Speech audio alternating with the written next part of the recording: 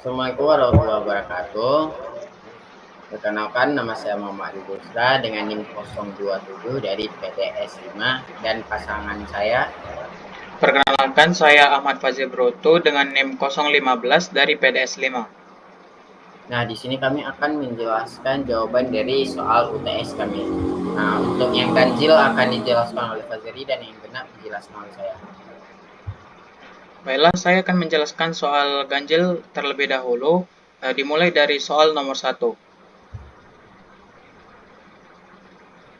Soal nomor 1. Jelaskan isi dataset ini secara singkat dalam 3-5 kalimat. Berikan contoh 2 kegunaan analisisnya. Isi dari dataset tersebut menunjukkan data harian dari sebuah website aktif, di mana data tersebut berupa jumlah kunjungan website dalam sehari dan pengeluaran iklan dalam sehari, dengan rentan waktu dari tanggal 1 Januari 2022 sampai 31 Desember 2024. Dataset ini juga mencatat hari-hari dalam seminggu dan menentukan apakah pada hari tersebut termasuk pada akhir pekan ataupun merupakan hari libur. Contoh kegunaan. Untuk melihat hubungan, yang pertama itu untuk melihat hubungan antara pengeluaran iklan dan kunjungan web, sehingga bisa membandingkan seberapa efektif peningkatan pengeluaran iklan terhadap kunjungan web. Yang kedua, untuk melihat hubungan antara kunjungan web dengan hari biasa, akhir pekan, dan hari libur, sehingga bisa kita lihat seberapa berpengaruh hari biasa dengan hari libur terhadap peningkatan kunjungan web. Baik, selanjutnya untuk yang nomor 2, ditanyakan jelaskan fungsi dari setiap kolom dalam dataset secara singkat. Nah, jadi untuk kolom unnamed zero itu merupakan indeks bawaan dari file CSV-nya. Tidak terlalu penting karena indeksnya bisa kita dapatkan kembali dari program. Kolom timestamp untuk mencatat tanggal, bulan, dan tahun untuk pencatatan harian. Selanjutnya kolom page view itu berfungsi mencatat jumlah dari kunjungan web dalam hari tersebut. Kolom ad spend itu untuk mencatat pengeluaran untuk iklan pada hari tersebut. Kolom is weekend itu berfungsi sebagai bolehan di mana ini melihat apakah hari itu merupakan akhir pekan atau bukan. Kemudian kolom day of week itu menampilkan nama hari di tanggal tersebut. Selanjutnya di kolom is holiday itu berfungsi mencatat hari tersebut hari libur atau bukan. Nah, selanjutnya saya akan menjelaskan jawaban dari soal nomor 3. Sebutkan tipe data setiap kolom, angka, teks, tanggal, dan lain-lain, dan buktikan dengan menampilkan output kode Python. Nah, untuk kolom unnamed sendiri itu merupakan angka, yaitu dengan tipe data integer atau numerical. Lalu selanjutnya kolom timestamp itu berupa objek tanggal dengan tipe data datetime. Lalu selanjutnya ada kolom page views berisi angka desimal dengan tipe data float atau numerical. Lalu selanjutnya ada kolom add-span berisi angka desimal bertipe float dan atau bisa disebut numerical. Selanjutnya ada kolom is weekend yaitu berisi true atau false, yaitu benar atau salah. Tipenya adalah boolean atau termasuk dalam kategori.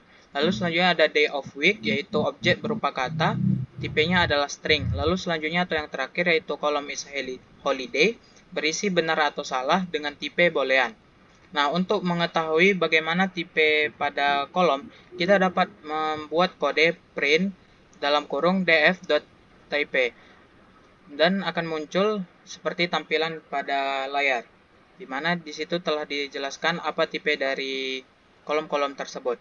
Itulah dia jawaban dari nomor 3.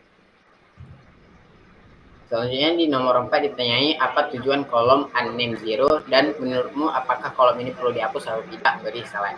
Nah, tujuan dari kolom unnamed zero itu ialah merupakan indeks bawaan dari file CSV-nya. Karena ini hanya indeks dan merupakan bawaan, ini tidak terlalu penting dan menurut saya ini dihapus saja daripada nanti kebanyakan dan membuat bingung pembaca datanya. Jadi ya itu perlu dihapus. Selanjutnya saya akan menjawab soal nomor 5, yaitu cek apakah ada data yang kosong atau missing value. Jika ada, tampilkan kolom mana saja yang terpengaruh. Nah, kalau kita lihat sekilas dari output yang ada, tidak ada sama sekali data yang kosong di kolom dan baris manapun. Namun, supaya lebih meyakinkan, kita gunakan kode di bawah untuk mengeceknya dengan pasti. Nah, kita gunakan kode kode df.isNull tanda kurung, lalu .sum tanda kurung. Nah, ini adalah salah satu fungsi di library Pandas untuk mengecek apakah ada data yang kosong atau missing value. Nah, selanjutnya ada kode tambahan agar hasilnya bisa ke dalam bentuk tabel. Kalau tidak ingin, kita bisa langsung saja membuat print seperti itu. Di mana kodenya itulah missing values sama dengan df.isNull tanda kurung .sum tanda kurung. Missing df sama dengan pd.dataframe buka kurung lalu buka kurung lagi, yaitu kolom sama dengan missing values .index, ada data kosong, missing values .values. Lalu selanjutnya tutup kurung, lalu ada missing df. Nah, untuk kejelasannya lebih singkat, di sini sudah terdapat kolomnya, di mana pada kolom ini menjelaskan angka 0 atau bahwasanya tidak ada data yang missing value atau kosong. Nah, itulah dia jawaban dari nomor 5. Selanjutnya untuk nomor 6 kita disuruh untuk membuang kolom atau baris yang tidak diperlukan seperti kolom indeks, data kosong, atau duplikat dan disimpan di df clean.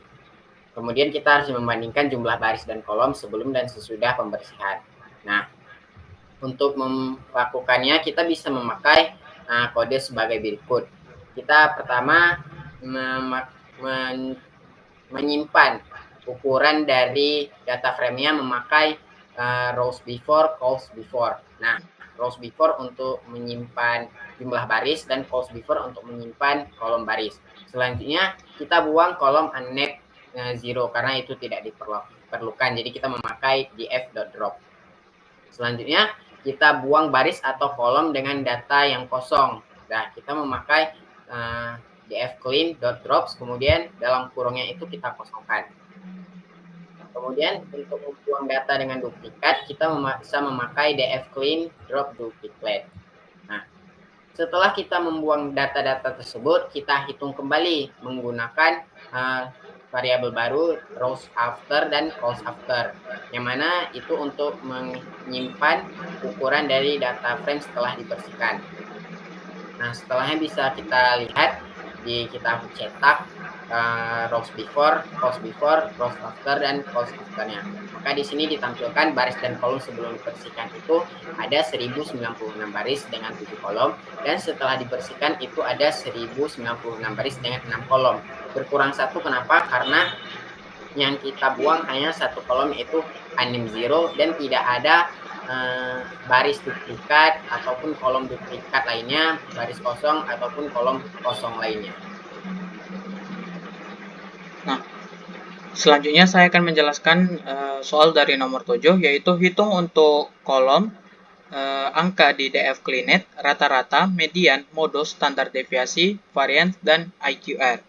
Nah, untuk mengetahui mean, median, standar deviasi, min, dan max pada tabel, kita dapat menggunakan kode seperti ini, yaitu df cleanet. Mengapa df cleanet? Karena setelah melakukan penghapusan yang sudah dijelaskan oleh Adil pada soal sebelumnya, maka kita menggunakan df cleanet, di mana df cleanet.describe dan tanda kurung. Nah, setelah kita jalankan, maka akan muncul tabel seperti di layar, di mana di situ terdapat bahwasanya mean dari PackViews itu adalah 1553, standarnya adalah 277, nilai minnya adalah 867, lalu nilai maxnya adalah 2286. Untuk ad spend itu ada 1096, mean-nya ada 249, standarnya ada 73, min-nya ada 113, dan seterusnya. Lalu selanjutnya, untuk mencari IQR, kita dapat menggunakan code seperti ini, di mana IQR pack sama dengan df cleanet, di mana dia dibuat. Contohnya kita mau mencari IQR PackViews, maka kita buat PackViews quantile 0,75 dikurang df cleanet PackViews quantile 0,25. Lalu selanjutnya ada juga IQR add sama dengan df cleanet ad spend. Kali ini kita akan mencari IQR dari ad spend quantile 0,75, sama seperti dengan yang ada di PackViews. Lalu selanjutnya kita print saja, yaitu print f buka tanda titik 2 IQR PackViews sama dengan IQR Pack. Nah, ini untuk menampilkan IQR-nya. Setelah kita jalankan, maka akan muncul IQR PackViews itu adalah 395, lalu IQR AdSpan itu adalah 62.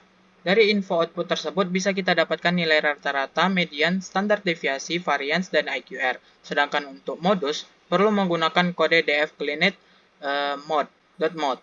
Untuk PackViews rata-rata seperti yang bisa dilihat pada layar ada 1553, mediannya ada 1562, standar deviasinya ada 277, variansnya ada 76808, ada untuk IQR-nya adalah 395. Lalu untuk Adspan itu rata-ratanya adalah 249, mediannya 240, standar deviasinya 73, variansnya ada 5337 dan IQR-nya ada 62. Nah, ini dia cara untuk mengetahui modusnya. Seperti yang sudah dijelaskan tadi, bagaimana codingannya, maka inilah dia untuk menampilkan, yaitu dfcleanit packviews.mode. Maka inilah dia modus dari PackViews sendiri.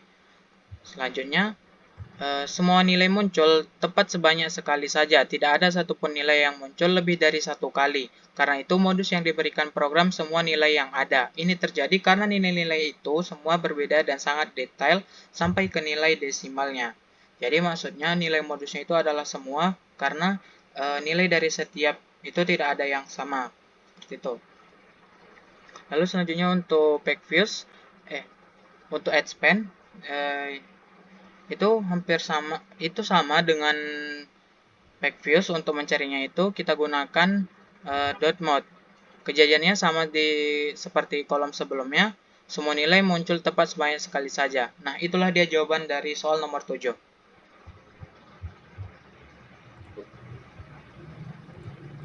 Nah, untuk nomor 8, kita disuruh untuk melihat apakah ada kolom kategori. Jika ada, jelaskan beberapa kategori yang unik yang ada dan bagaimana distribusinya. Jadi pada dataset kita bisa lihat ada 3 kategori, yaitu is weekend yang mana bertipe boolean, menunjukkan di hari itu aktifkan atau tidak. Kemudian day of week bertipe kategori, di mana ini menunjukkan nama-nama hari. Dan yang ketiga itu is holiday, yaitu bertipe boolean juga, yang menunjukkan yaitu hari libur atau bukan. Untuk melihat distribusinya kita bisa memakai kode sebagai berikut. Nah, jadi di kode ini kita itu menghitung berapa akhir pekan yang bernilai benar dan akhir pekan yang bernilai salah. Dan juga kita menghitung setiap jumlah hari yang ada. Berapa hari Senin muncul, berapa hari Minggu yang muncul, berapa hari Rabu yang muncul, dan seterusnya. Dan juga kita menghitung berapa nilai hari libur yang benar dan juga yang salah. Di sini ditampilkan outputnya bahwa false di is weekend itu ada 782 hari dan true-nya itu ada 314 hari. Untuk day of week-nya itu ada jumlahnya ada 7 hari unik, di mana itu ya 7 hari dalam seminggu. Kemudian ini adalah jumlah berapa kali muncul dalam hari-hari itu. Bisa kita lihat dari yang distribusinya ini, kalau misalnya yang munculnya itu kalau nggak 156, 157. Kemudian untuk is holiday yang bernilai false itu ada 20 hari dan bernilai true hanya ada 12 hari. Nah, seperti inilah bisa kita lihat penjelasannya. Baik, selanjutnya. Nah, selanjutnya saya akan menjelaskan jawaban dari soal nomor 9, yaitu buat visualisasi dari dfcleanit, contoh, grafik garis, histogram atau pie chart. Berikan 5 kesimpulan dari hasil visualisasi tersebut. Nah, untuk visualisasinya sendiri, kita bisa melihat di sini kami telah memberikan kodenya. Nah, untuk kode pertama itu ada histogram PackViews. Lanjut aja, Del, ke apa? Grafik. Nah, ini dia histogram PackViews. di mana yang di bawah itu adalah merupakan nilai peak views dan di bagian kiri atau Y labelnya itu adalah frekuensi. Jadi maksudnya itu dari nilai di bawah 1000 itu berapa kali muncul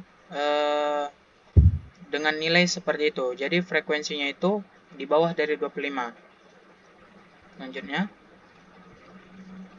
Selanjutnya ada line chart ad span, di mana untuk yang Y labelnya itu merupakan ad span-nya, lalu di X labelnya itu merupakan indeks.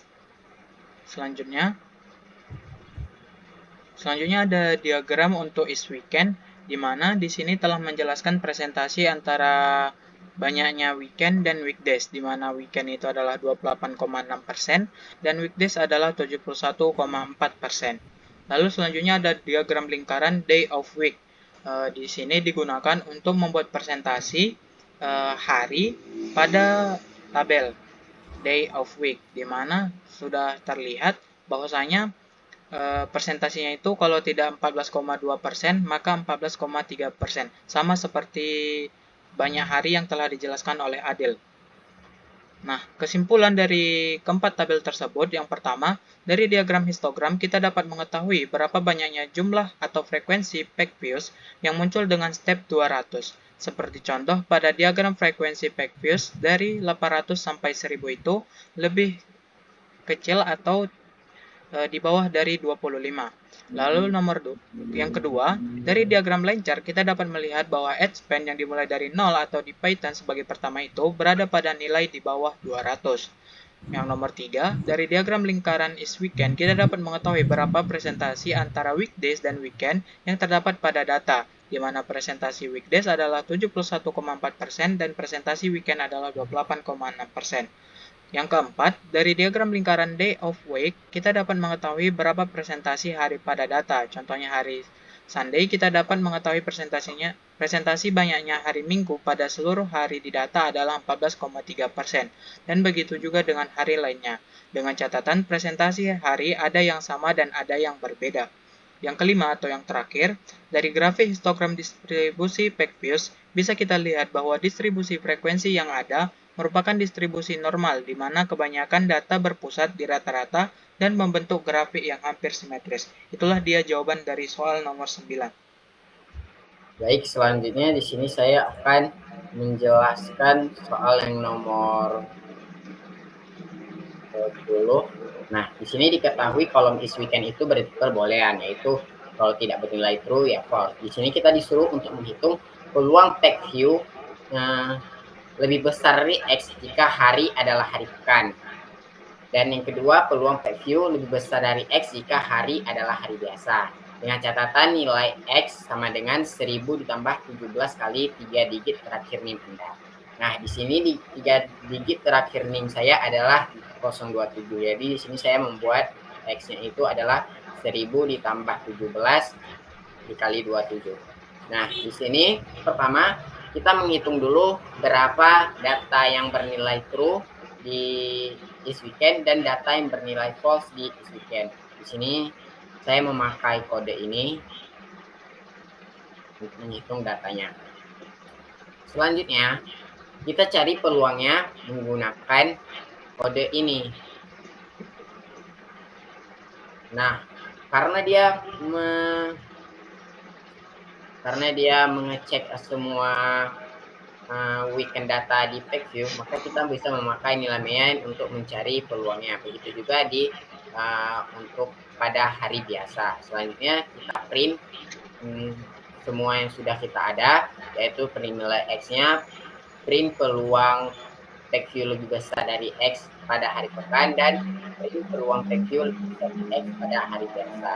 Di sini bisa kita lihat bahwa peluang PackView lebih besar dari X jika hari adalah akhir pekan itu 0,719 sekian, dan peluang PackView lebih besar dari X jika hari biasa itu adalah 0,562 sekian, dengan nilai X 1459. Sekian dari saya. Itu jadi Baiklah, itulah dia presentasi kami mengenai soal UTS pada PDS 5. Kami ucapkan terima kasih. Assalamualaikum warahmatullahi wabarakatuh. Nilainya bagus ya, Kak.